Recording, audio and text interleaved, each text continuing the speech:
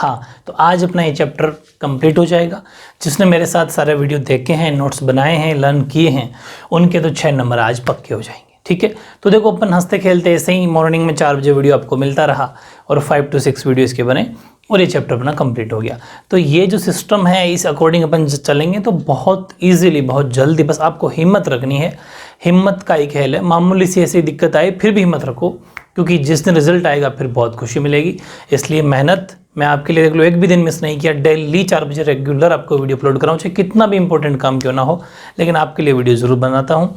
उसका बेनिफिट आपको लेना है। बीच में जब भी टाइम ले, आपको टेस्ट भी दे रहा हूँ, उन टेस्ट को भी आपको देते रहना, हिंदी व संस्कृत व इंग्लिश व। ठीक है, चलो इस पर बात करें तो आज का वीडियो बहुत इंपॉर्टेंट है, क्योंकि इसमें 2-3 क्वेश्चन काफ़ी इंपॉर्टेंट है। और फिर पहले ही बता दूं कि जो परसेंटेज का हिसाब है ये एसएसटी में और साइंस में डिफरेंट आ रहा है। डिफरेंस है तो इस डिफरेंस में मत जाना, बिकॉज ये नमी रहित कोयले की बात चल रही है और साइंस में एग्जैक्ट डेटा होता है। एसएसटी में नॉर्मल राउंड फिगर में 80 से 90, 60, 70 ऐसा माना जाता है। ठीक है, तो वो कोई लोड नहीं लेना। अगर साइंस में आएगा तो ये आंसर लिखना है और वरना उसमें वो आंसर लिखना है। मेन क्वेश्चन जो बनेगा, देखो थ्योरी दे रखी है बुक में एज इट इज, क्वेश्चन का नहीं पता चलता, इसलिए मैंने सेलेक्ट करके क्वेश्चन लिखे। एग्जाम में क्वेश्चन आ जाए कोयला क्या है, अब क्या लिखोगे आप? तो कोयला, एक ध्यान रखना, ये एक ठोस कार्बनिक पदार्थ है। व्हाट इज कोल, अगर क्वेश्चन आ जाए तो क्या लिखना है कि कोयला एक ठोस कार्बनिक पदार्थ है जिसको हम ईंधन के रूप में काम में लेते हैं, यानी कि फ्यूल के रूप में काम लेते हैं। पता है ना आपको, coal is a solid organic substance that is used in the form of fuel. मतलब फ्यूल का मतलब ऐसा मान लो कि जलाने में काम में लिया जाता है। ठीक है, मतलब फ्यूल का मतलब ईंधन जिसे बोलते हैं। जैसे गैस होता है, गैस को अपन ईंधन में काम में लेते हैं, एलपीजी को, वैसे ही। ठीक है, तो इसको अपन ईंधन के रूप में काम में लिया जाता है, एक बात। दूसरी, ऊर्जा के प्रमुख स्रोतों के रूप में कोयला बहुत महत्वपूर्ण है। हमारे जितने भी एनर्जी सोर्स है उसमें सबसे मेजर इंपॉर्टेंट रोल है कोल का, क्योंकि 35 से 40% जो हमें टोटल एनर्जी मिलती है उन सब में कोयले की जो एनर्जी है उसका यूज होता है। मतलब कि coal is very important as a major source of energy. 35 to 40% of the total energy used in obtained from fuel. समझ गए? तो ये कोयले के बारे में अगर 1 मार्क्स में भी क्वेश्चन है तो लिखने का तरीका आना चाहिए कि लिखें क्या उसके बारे में। ये तो लिखोगे नहीं कोयला काले रंग का होता है वगैरह वगैरह, वो कोई आंसर थोड़ी ना होता, उसमें मार्क्स नहीं मिलेंगे। कोयले का जब आंसर आए तो कोयले को उस अकॉर्डिंग लिखो जो साइंस की लैंग्वेज है। ठीक है, तो ध्यान रखना कि कुल प्रयुक्त ऊर्जा का 35 से 40% भाग कोयले से प्राप्त होता है। चलो, अब एक क्वेश्चन दे रखे हैं आपके कि write the name of different type of coal. Very important question है, एसएसटी में भी था। एसएसटी के अंदर अलग तरह के आंसर है, वहाँ परसेंटेज आपको वो वाले लिखने हैं, क्योंकि वो राउंड फिगर में मानता है एसएसटी, वो तो साइंस एग्जैक्ट मानता है। तो यानी कि कोयले के प्रकारों का वर्णन करो तो कोयले के प्रकार तो 4 ही है। ठीक है, यानी कि write the name of different types of coal, तो 4 टाइप्स हैं, 4 प्रकारों में बांटा गया। ये अलग है, नोट को मत देखना, ये मैंने बॉक्स बंद किया नहीं, ये चीज़ अलग से समझाऊंगा, ये इसका आंसर में बिल्कुल भी इंक्लूड नहीं है। तो देखो 4 प्रकार कौन कौन से? एंथ्रेसाइट, जिसमें 94 से 98% क्या होता है, सुनना पूरी बात, नमी रहित कार्बन। वेरी इंपॉर्टेंट है, नमी रहित, जिसमें नमी ना हो, मतलब नमी का मतलब जिसमें गीलापन ना हो। मेरी बात समझ लो, नमी उसे बोलते हैं। नमी रहित, बिल्कुल ड्राई, नमी रहित कार्बन की मात्रा के आधार पर, समझ पा रहे हो, कोयले को निम्नलिखित 4 प्रकारों में बांटा गया है। Based on the quantity of carbon, coal is divided into the following 4 types. ठीक है, और वो कौन कौन सा है? एंथ्रेसाइट, जिसमें 94 से 98% कार्बन होता है। बिटुमिनस, जिसके अंदर 78 से 86 एग्जैक्ट लर्न करना पड़ेगा। लिग्नाइट में 28 से 30% और पीट में 27%। ये सबसे घटिया क्वालिटी का कोयला माना जाता है, क्योंकि जिसमें जितनी ज़्यादा कार्बन की मात्रा होगी उतना अच्छी क्वालिटी का कोयला होगा। तो ये चारों नाम इंग्लिश में भी सेम ही है। ठीक है, और आगे जो नोट मैंने लिखा है, ये नोट क्या लिखा है कि अलग से अगर पूछा जाए, क्योंकि इस बार क्वेश्चन डीपली आएंगे आपके, 1 मार्क्स से क्वेश्चन, ज़्यादा लेंदी क्वेश्चन आएंगे नहीं, तो ऑब्जेक्टिव टाइप क्वेश्चन जब आ जाते हैं तो ऐसा क्वेश्चन बनना पक्का चांस बनता है। क्या बनता है कि हवा की उपस्थिति में कितने डिग्री सेल्सियस पर, पूरी बात सुना, हवा की उपस्थिति में यानी कि एयर की प्रेजेंस में कितने डिग्री सेल्सियस पर गर्म करने पर जो कोलतार है, कोल गैस है, अमोनिया हमें मिलता है। जैसे अपन बात करते हैं साइंस में कि 100 डिग्री सेल्सियस पर पानी कंप्लीटली बॉईल हो जाता है। ये बात समझ रहे हो, यानी कि पानी एक्चुअल में कहते हैं ना उबल जाता है 100 डिग्री सेल्सियस पर। तो लेकिन ये बहुत ज़्यादा सेल्सियस, 1000 से 1400 डिग्री सेल्सियस, ठीक है, 1000 से 1400 डिग्री सेल्सियस पर कोल तार, कोल गैस और अमोनिया, ये तीनों क्या होते हैं, हमें मिलते हैं प्राप्त। कोल तार वगैरह समझते हो, जो सड़क के ऊपर बिछाया जाता है ना काला काला सा, वो इन सब इसी का यूज़ है। तो ये 1000 से 1400 डिग्री सेल्सियस, समझ पा रहे हो, बिटुमिन, कोल गैस और अमोनिया, या इसको कोल तार भी बोल सकते हो। Produced when coal is heated at 1000 से 1400 degree Celsius temperature in the absence of air. समझ पा रहे हो? हाँ भाई, ध्यान रखना, हवा नहीं होनी चाहिए, सॉरी, हवा की अनुपस्थिति होगी, हिंदी के अंदर उपस्थिति में कन्फ्यूजन रहता है थोड़ा। अनुपस्थिति, एब्सेंस का मतलब अनुपस्थिति, हवा नहीं होनी चाहिए, हवा की अनुपस्थिति, सॉरी, ठीक है, इसको ठीक करना, अनुपस्थिति उपस्थिति बिल्कुल भी नहीं है। ओके, और एक नोट मैंने लिखा, क्वेश्चन आ जाए कि बेसिकली भारत में मुख्यतः कोयला किन किन राज्यों में, किन किन स्टेट में होता है। तो भारत में कोयला मुख्यतः झारखंड, मध्य प्रदेश, उड़ीसा, पश्चिम बंगाल एवं आंध्र प्रदेश में ज़्यादा कोयला पाया जाता है। ठीक है, राजस्थान में भी होता है, लेकिन राजस्थान में उस लेवल का नहीं होता। In India coal is mainly found in Jharkhand, Madhya Pradesh, Odisha, West Bengal and Andhra Pradesh. ठीक है, इन सब स्टेट के अंदर कोयला ज़्यादातर इंडिया के अंदर मिलता है। ठीक है, एक फिर नेक्स्ट हेडिंग है आपके पेट्रोलियम। जैसे कोल के बारे में पूछा, वैसे पेट्रोलियम के बारे में पूछ सकता है आपसे कि पेट्रोलियम क्या है, तो क्या लिखोगे बताओ। सीधा पेट्रोलियम लिखना तो आंसर मार्क्स नहीं मिलेंगे।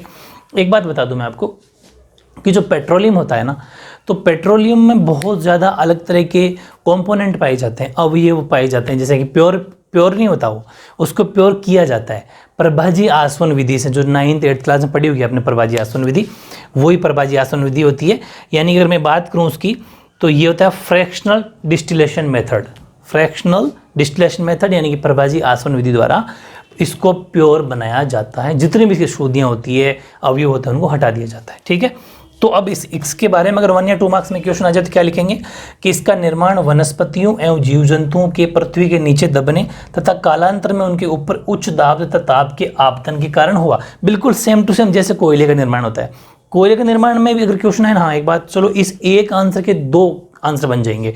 ये जो 2 लाइन मैंने लिखी है ना, पूरी बात ध्यान से समझना, ये जो 2 लाइन लिखी है, ये 2 लाइन आपको अगर कोयले के बारे में पूछे ना कि कोयले का निर्माण कैसे होता है, तो भी आप ये आंसर लिख देना भले, बिल्कुल डिट्टो सेम है।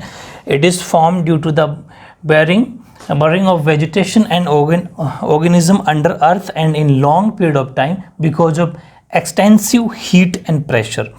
ये आंसर दोनों कोल का पूछे, कोल किससे बनता है, कैसे बनता है, तो भी आंसर यही रहेगा।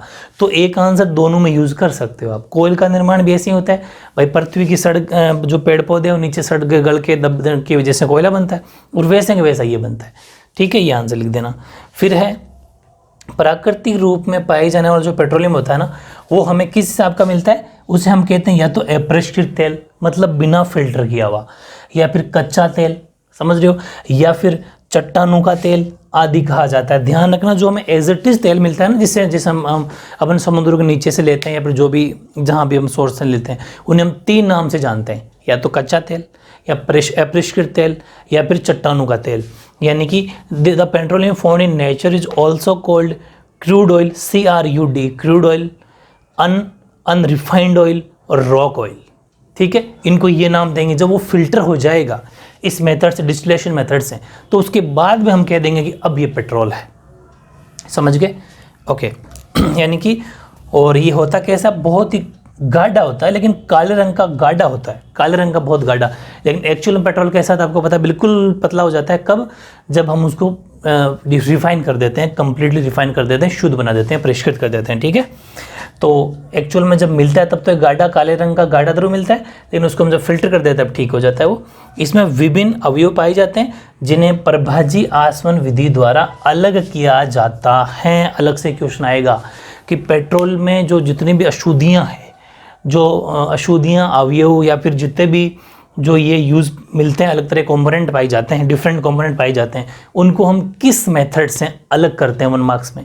फिर 4 ऑप्शन होंगे, तो उस अकॉर्डिंग आपको क्या लिखना है कि फ्रैक्शनल डिस्टिलेशन मेथड। ठीक है, डिस्टिलेशन मेथड के अकॉर्डिंग हम उसको अलग कर सकते हैं। तो यहाँ से लिखना है आपको हाँ, which is black coloured liquid, ये काले रंग का होता है, दैट कंटेंस डिफरेंट कंपोनेंट्स के अंदर होते हैं, और ये जो component, these components are separated by the fractional distillation method. और फिर मैंने एक नोट लिखा है, नोट अलग से ऐलान करना है, वैसे इस थ्योरी के अंदर लिखने की जरूरत नहीं है। बाय फ्रैक्शनल मतलब और भी क्वेश्चन आ सकता है कि जो ये फ्रैक्शनल डिस्टिलेशन मेथड है, जो प्रभाजी आसवन विधि है, इससे एक तो पेट्रोल प्योर किया जाता है, ये बात तो ठीक है, पेट्रोल को शुद्ध या प्योर करने के साथ साथ में और क्या क्या अपन इस मेथड से शुद्ध या प्योर बनाते हैं। तब आप ये लिखेंगे कि by fractional distillation method petrol, diesel, kerosene, natural gas, vaseline, lubricants are separated. इन सब को भी, और लुब्रिकेंट मैंने साइंस केमिस्ट्री में बता दी थी बात, इन सब को भी सेपरेट इसी मेथड से किया जाता है। किससे? प्रभाजी आसवन से या फिर फ्रैक्शनल डिस्टिलेशन मेथड से। प्रभाजी आसवन से पेट्रोल, डीजल, केरोसिन, प्राकृतिक गैस, वैसलीन, स्नेहक मतलब लुब्रिकेंट इत्यादि प्राप्त होते हैं। तो 4 ऑप्शन आएंगे। देखो क्वेश्चन कैसा डीपली बना सकता है कि डिस्टिलेशन मेथड से सेपरेट किए जाते हैं, मतलब आसवन विधि से अलग या शुद्ध किए जाते हैं। 4 ऑप्शन होंगे, उसमें पेट्रोल दे देगा, है ना, डीजल दे देगा, और फिर एक ऐसा मान लो कि ये वैसलीन दे देगा, एक चौथा कुछ अलग ही दे देगा, और फिर आपसे कहेगा कि इनमें से कौन सा गलत है। ठीक है, तो ऐसे क्वेश्चन भी आ सकते हैं, हमेशा तैयार रहना चाहिए। इन एग्जाम्पल्स का पूरा ध्यान आपको देना है। ठीक है, तो जितने भी 1 मार्क्स के क्वेश्चन बनते जाएंगे, जो मैं बता रहा हूँ उन चीज़ को आपको साइड में अंडरलाइन कर लेना है साथ में चलते हुए। ठीक है, ओके।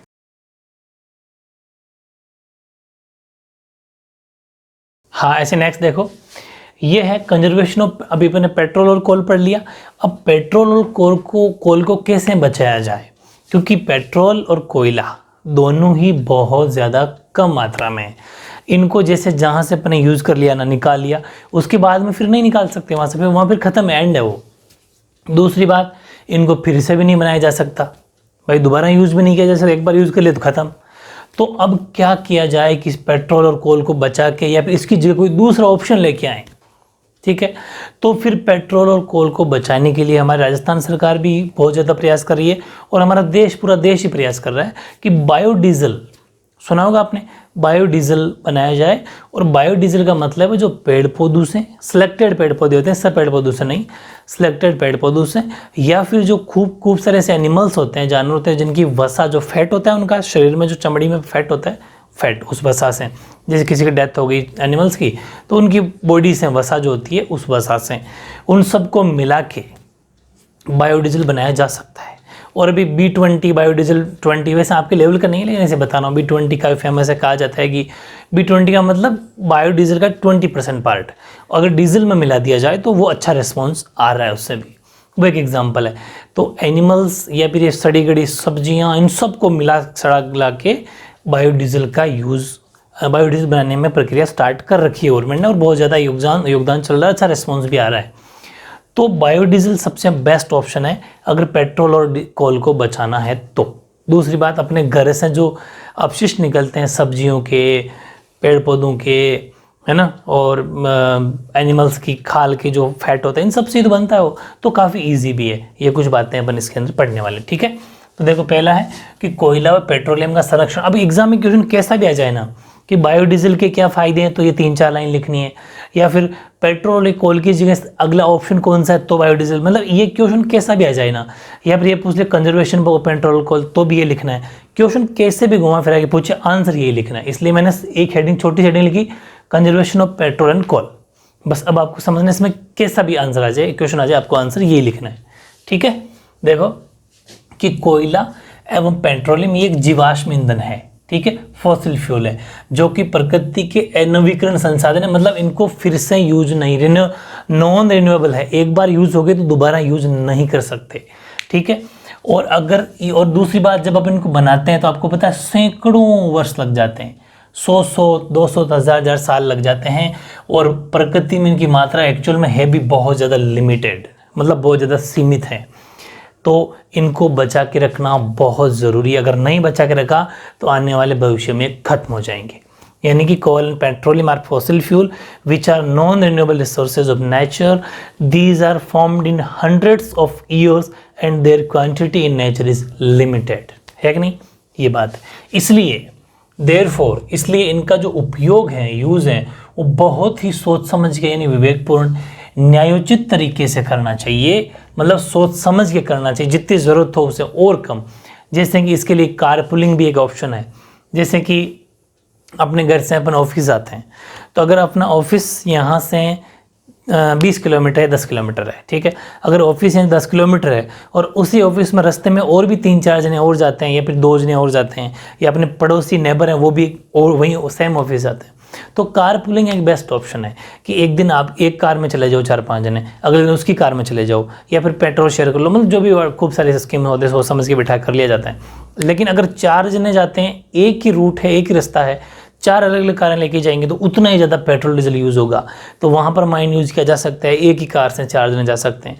तो ये ऐसे ऑप्शन है जिससे अपन को भविष्य में पेट्रोल डीजल को बचाया भी जा सकता है, पैसा भी बचेगा, काफ़ी सारे बेनिफिट्स हैं, ठीक है। इसके अलावा गैर परंपरागत स्रोत जो होते हैं जैसे कि वायु हैं, प्रकाश, जल, इनका ज़्यादा यूज़ करना चाहिए, ये भी एक ऑप्शन है क्योंकि ये प्रकृति में बहुत ज़्यादा हमारे प्रचुर मात्रा में मिलता है। तो therefore they should be used very prudently and judiciously, मतलब एक तरीके से हिंदी में बोलेंगे इसको न्यायोचित। हाँ, apart from this non conventional sources like air, water and light should be used as an alternative which are abundant in nature. ये तो बहुत ज़्यादा है मात्रा में, नेचर में बहुत ज़्यादा है, तो इनको भी यूज़ किया जा सकता है। लेकिन इतना ज़्यादा अच्छा ये रिजल्ट मतलब ऑप्शन नहीं है। इन सब की बजाय आप इससे लेके ये जो चीज़ लिखते हो ना, अगर 2 मार्क्स में क्वेश्चन आता है तो ऊपर वाला इतना सा लिख के फिर ये लिख देना सीधा ही कि अगर आपको पेट्रोलियम और कोल को बचाना है तो फिर बायोडीजल बेस्ट ऑप्शन है।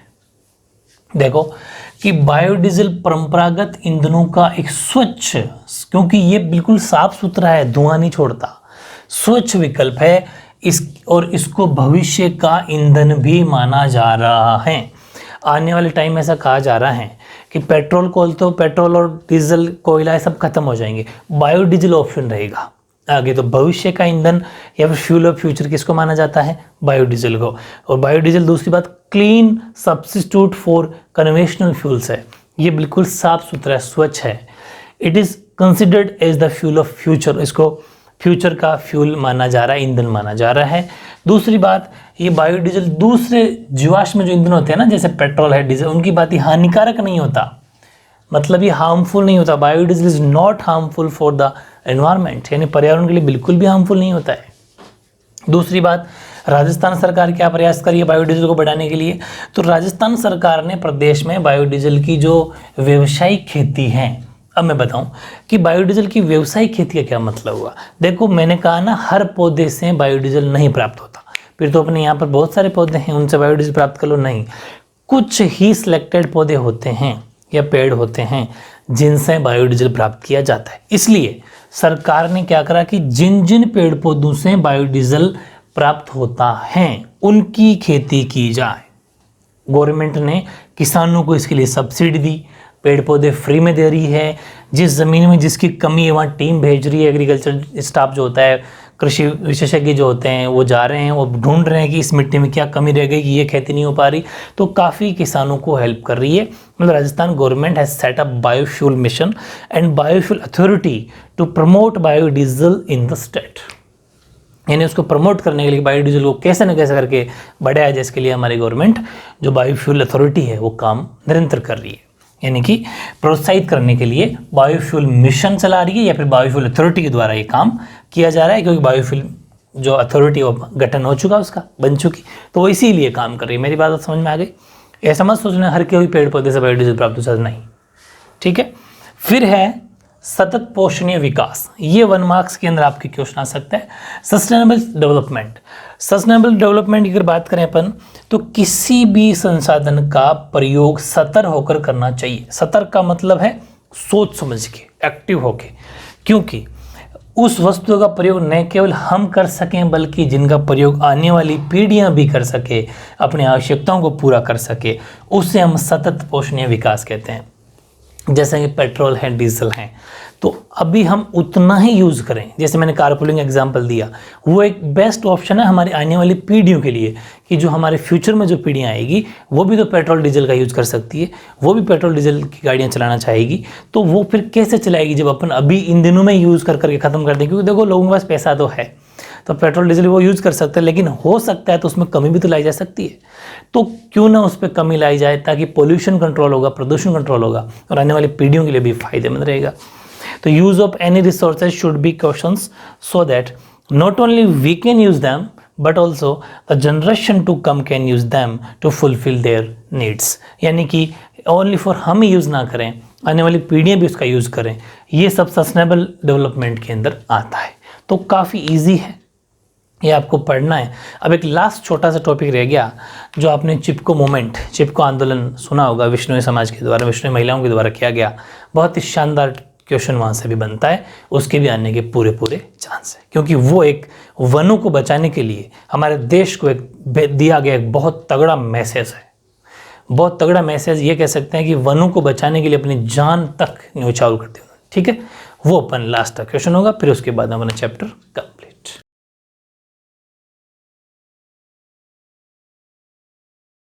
हाँ, तो लास्ट क्वेश्चन से पहले एक बात बता दूं, ये चैप्टर अपना कंप्लीट हो जाएगा 6 नंबर का। इसके बाद में कल आपका इसका टेस्ट है, वो भी आपको ध्यान रखना है। दूसरी बात, जिसने भी मेरे नोट्स पढ़े हैं, ये गारंटी है कि नोट्स के बाहर कुछ नहीं जाएगा, अगर जिसने ढंग से पढ़ाई करिए, लाइन टू लाइन नोट्स बनाए हैं तो। बाकी तो आप चाहो जहाँ से पढ़ो, जो आपकी मर्जी है, बुक है, गाइडें ले आओ, कुछ समझ में नहीं आएगा, ठीक है। और पेपर इन्हीं नोट्स में से आएगा, इसलिए ध्यान से समझना। लिखने का तरीका मैंने बता दिया है, पॉइंट मैंने बता दिए हैं, किस तरीके से लिखना है पॉइंट्स बना के, और कितना छोड़ना है, वो सारी बात मैंने बता दी। तो अगर जिसने इस चीज़ को फॉलो किया, देख लेना 90+ रिजल्ट लेके आएगा, ये गारंटी है। अब मैं बात करता हूँ चिपको मूवमेंट की। चिपको आंदोलन, एग्जाम में क्वेश्चन आएगा, चिपको आंदोलन के बारे में आप क्या जानते हैं, या फिर वनों को बचाने के लिए एक संदेश जो हमारे राजस्थान के लोगों ने दिया, एक जन जागृति लोगों ने करी, वो उस घटना के बारे में आप क्या जानते हैं, कैसा भी पूछ सकता है।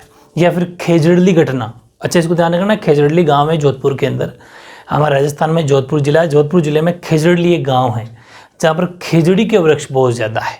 और खेजड़ी को आपको पता है, इधर थार के अंदर, अपने थार में, राजस्थान के थार में कल्प वृक्ष माना जाता है, क्योंकि खेजड़ी ऐसा है कि कल्प वृक्ष का मतलब छाया देता है हमारे लिए, कल्प वृक्ष। और खेजड़ी की तो सांगरी लगती है, समझ पा रहे हो, सांगरी जिसे बोलते हैं, सांगरी की हमारे राजस्थान की केर सांगरी फेमस सब्जी बनती है। तो खेजड़ी को, और जब खेजड़ी की कटाई करते हैं तो उसके जो सूख के जो चारा होता है वो जानवर खाते हैं, बकरियां वगैरह खाती है उसको। तो ये यहाँ वहाँ का फेमस है, अपने राजस्थान में फेमस है खेजड़ी। यही हुआ था कि चिपको मूवमेंट एक्चुअली क्यों स्टार्ट हुआ, कि चिपको मूवमेंट, जोधपुर का राजा था उस टाइम पर अभय सिंह, ठीक है, जोधपुर राजा था अभय सिंह। अभय सिंह ने क्या करा कि उसको, राजा है वो तो कुछ ना कुछ बनाता रहता है, घर वर बनाने की जरूरत पड़ी, फर्नीचर की जरूरत पड़ी, तो लकड़ी की फर्नीचर सही रहती है। तो उसने कहा कि जाओ खेजड़ली गाँव जाओ और वहाँ से फर्नीचर लकड़ी काट के ले आओ खेजड़ी की, ठीक है। तो खेजड़ी गाँव के अंदर उसके अपने सैनिकों को भेज दिया कि जाओ खेजड़ी काट के ले आओ। खेजड़ी गांव में गए तो वहाँ पर जैसे ही पेड़ पौधे काटने लगे, वो सॉरी खेजड़ी काटने लगे, तो खेजड़ी की जब काटेंगे तो आवाज़ तो आ ही जाती है, कुल्हाड़ी वगैरह की आवाज़ आ जाती है। तो वहाँ पर आसपास में विश्नोई समाज के लोग रहते थे, और विश्नोई समाज बिश्नोई, 20+9 29 नियम होते हैं उनके। बिश्नोई का मतलब समझो 20 नोही, मतलब 20+9 29 29 नियम होते हैं। उनमें पेड़ पौधों को बचाना, वन्य जीवों की रक्षा करना, जीव हत्या करना बिल्कुल इनके सख्त खिलाफ है विश्नोई समाज। बहुत हमारे देश के लिए बहुत एक गौरव की बात है विश्नोई समाज, बहुत अच्छी बात है। और आपने देखा भी होगा, सलमान खान को भी उसको हैसियत पर दिखा दी थी विश्नोई समाज ने। जोधपुर समाज के अंदर उसने कोई हिरण का शिकार कर दिया था, तो उसको कितने चक्कर काटने पड़े, तो ठीक है पैसों का मामला है, और बाकी तो एक्चुअल में भी पता नहीं क्या होता उसका, तो काफ़ी ट्रीटमेंट अच्छा हो गया उसका, तो मजाक थोड़ी ऐसी। तो बिश्नोई समाज हमेशा वनों के लिए, जीवों के लिए हमेशा प्रयास रहा है, और ये सबसे बेस्ट एग्जाम्पल है। ऐसा कोई कर ही नहीं सकता, मैं मानता हूँ, जितना ज़बरदस्त अमृता देवी बिश्नोई अपनी 3 बेटियाँ प्लस 363 363 लोगों में बलिदान कर दिया। क्या हुआ कि बिश्नोई समाज, जब वो अभय सिंह ने सैनिक भेजे, तो बिश्नोई समाज की ओर सुने अमृता देवी आई, अमृता देवी बाहर आई, और उन्होंने कहा कि आप ये पेड़ पौधे खेजड़ी मत काटिए, खेजड़ी हमारी कल्प वृक्ष है और हम इसे काटने नहीं देंगे। बोले नहीं हम काटेंगे, बोले हम आपसे रिक्वेस्ट करते हैं मत काटिए। तो एक बार कहते हैं कि सैनिक वापस चले गए अभय सिंह के पास। अभय सिंह ने कहा मैंने कहा था लकड़ी काट के लाओ, तो काट के लाओ। तो वापस सैनिक आए, उन्होंने समझाया कि आपको हटना पड़ेगा और हमें पेड़ काटने दीजिए, खेजड़ी काटने दीजिए। खेजड़ी फिर भी मना नहीं, मतलब नहीं माने। तो फिर अमृता देवी बिश्नोई के साथ में और भी पुरुष, महिलाएं और उनकी 3 बेटियां पेड़ों के ऐसे चिपक गई और कहा कि चाहे हम कट जाएं लेकिन पेड़ को नहीं काटने देंगे। लेकिन राजा का आदेश था, तो राजा के आदेश की पालना करी और उन सैनिकों ने पेड़ों के साथ में उन लोगों को भी काट दिया। ठीक है, तो पेड़ों के साथ में कम से कम 363 लोग शहीद हो गए। ठीक है, और आज भी वहाँ पर खेजड़ली गांव के अंदर खेजड़ला या खेजड़ली मेला भरता है, बहुत बड़ा मेला भरता है, एक बहुत बड़ा मेला भरता है वहाँ पर, क्योंकि ये एक बहुत बड़ा संदेश है कि किस तरीके से पेड़ों को बचाना कितना बड़ा एक काम है। दूसरी बात, क्योंकि खेजड़ी वहाँ थार डेजर्ट का कल्पवृक्ष है, और 1773 की बात है, ध्यान रखना 1773 1773 एडी की बात है, उस टाइम पर यह आंदोलन हुआ था। और ऐसा ही, हालांकि अगर इंडिया के अंदर बात करें तो एपीको नाम से केरल के अंदर चलता है एपीको मूवमेंट, एपीको आंदोलन, वो भी इसी तरह का आंदोलन था। उसमें भी काफ़ी महिलाएं और पुरुष शहीद हो गए थे, पेड़ों के लिए अपनी जान दे दी थी। खेजड़ी को कल्पवृक्ष कहा जाता है, और वेरी इंपॉर्टेंट, खेजड़ी का साइंटिफिक नेम होता है प्रोसोपिस सिनेरेरिया। ठीक है, यानी कि प्रोसोपिस सिनेरेरिया इसका साइंटिफिक या वैज्ञानिक नाम होता है। तो बहुत सारे फैक्चुअल क्वेश्चन जितने भी बनेंगे वो इनसे बाहर नहीं जाएंगे, और थ्योरी में क्वेश्चन बड़ा पूछ ले तो ये रहा। तो मतलब केस से भी पूछे, मैंने इस तरीके से आपके नोट्स बनाए हैं। तो स्टोरी मैंने समझा दी, वैसे आपको याद होगी, फिर भी थोड़ा पढ़ लेते हैं। चिपको आंदोलन वनों की सुरक्षा की दिशा में उठाया गया एक प्रगतिशील कदम है। वही चीज़ लिखना है जो लिखनी है बाकायदे, वैसे तो बुक भरी है, क्या लिखोगे आप, लेकिन लिखने वाली चीज़ लिखनी है। यानी Chipko movement is a progressive step in the direction of protection of forest, वनों को बचाने के लिए प्रगतिशील कदम है। ठीक है, नेक्स्ट, इस आंदोलन की शुरुआत कहाँ से हुई, तो राजस्थान के जोधपुर जिले के खेजड़ली गांव है, वहाँ से हुई। अमृता देवी बिश्नोई के साथ में 363 बिश्नोई स्त्री, पुरुष और बच्चों ने अपना बलिदान दे दिया। ठीक है, this movement has started from Khejarli village in Jodhpur district of Rajasthan, where 363 Bishnoi man, ladies and children sacrificed their lives with Amrita Devi Bishnoi. ठीक है, उनके साथ में 363 लोग शहीद हो गए थे। मैं शहीद का दर्जा देना चाहूँगा इसको, क्योंकि एक तरीके से शहीद की तरह ही है ये भी। ठीक है, और 1730 एडी, सॉरी 73 है भाई ये। ठीक है, 1733 एडी, वैसे कोई लोड मत लेना, ये याद ना भी रहे, क्योंकि इसमें इनमें क्या है कि बुक्स में आगे पीछे थोड़ा रहता है, तो अगर याद ना भी रहे तो कोई ज़रूरत नहीं ईयर की। ठीक है, ये ध्यान रखना, जोधपुर का जो तत्कालीन महाराजा था वो महल बनाने के लिए, महल निर्माण हेतु लकड़ियों की आवश्यकता हुई, तो उसने क्या करा, अपने जो सेवक थे, सैनिक थे, उनको कुल्हाड़ी लेकर खेजड़ली गांव पहुंच गए और खेजड़ली के वृक्षों को काटना शुरू कर दिया, जिसकी आवाज़ सुनकर अमृता देवी और उनकी 3 पुत्रियां वहां आई और विनम्रता से, मतलब रिक्वेस्ट करी कि आप पेड़ मत काटो, पेड़ न काटने का आग्रह किया, परंतु सिपाही नहीं माने। तब अमृता देवी और उनकी 3 पुत्रियां पेड़ों से चिपक गई, तो सिपाहियों ने पेड़ों के साथ उन्हें भी काट दिया। ये एक अभय सिंह की, मैं तो ये कहूँगा कि एक कलंक है उसके राज्य के अंदर, जितना भी उसका एम्पायर उसने किया, मैं कह रहा हूँ कोई मतलब नहीं है उसके, अभय सिंह के लिए बहुत बड़ा कलंक है। ठीक है, इन 1773 AD wood was required for a construction of the palace of Maharaja of Jodhpur. His soldiers reached Khejdi village and started cutting the trees of Khejdi. On hearing the sound, Amrita Devi and her 3 daughters came there वहाँ आई and politely requested the soldiers, उनसे polite request किया not to be cut the trees, की पेड़ों को मत काटिए, but the soldiers did not stop their axes, मतलब अपनी कुल्हाड़ियाँ नहीं रोकी। Then Amrita Devi and her daughters used the trees, मतलब उनकी चिपक गई। Soldiers cut them along the trees, soldiers ने, सैनिकों ने उनको साथ में उनको भी काट दिया। तो इस तरीके से 363 शहीद हो गए। इवन टुडे, आज भी Bishnoi communities committed to preserve the plants and wild life. आज भी प्रिजर्व का मतलब आज भी विश्नोई समाज किसी भी पेड़ पौधों को नहीं काटने देती, वन्य जीव, किसी को भी हिरण, किसी का शिकार नहीं करने देती, नीलगाय वगैरह। ठीक है, आज भी विश्नोई समाज पेड़ पौधों या वन्य प्राणियों के लिए संरक्षण के दृढ़ संकल्प, हमेशा आज भी डिटरमाइन है, वो डिटर्मिनेशन उनका है, आज भी वो अपने काम पे कमिटेड है। फिर इसी प्रकार आंदोलन कर्नाटक में भी चला। एपी को एग्जाम में क्वेश्चन आ सकता है, एपी को आंदोलन कहाँ का है, कर्नाटका का, या फिर कर्नाटका में भी चिपको आंदोलन कौन सा आंदोलन चला, तो एपी को, दोनों याद रखना, कैसा भी आ सकता है। फिर खेजड़ली को किस नाम से जाना जाता है, थार के कल्पवृक्ष नाम से माना जाता है, और इसका वैज्ञानिक नाम क्या, प्रोसोपिस सिनेरेरियो, ये भी आ सकता है। Khejarli considered as the Kalpavriksha of Thar, its scientific name is Prosopis cineraria, very important, अलग से 1 मार्क्स में आ सकता है। तो बहुत ही शानदार सा चैप्टर, 6 नंबर का चैप्टर आज अपना कंप्लीट हो गया। कल इसका टेस्ट होगा, बहुत ही शानदार, आपको टेस्ट बड़ी मेहनत के साथ देना है और टाइम टेबल को फॉलो करना है।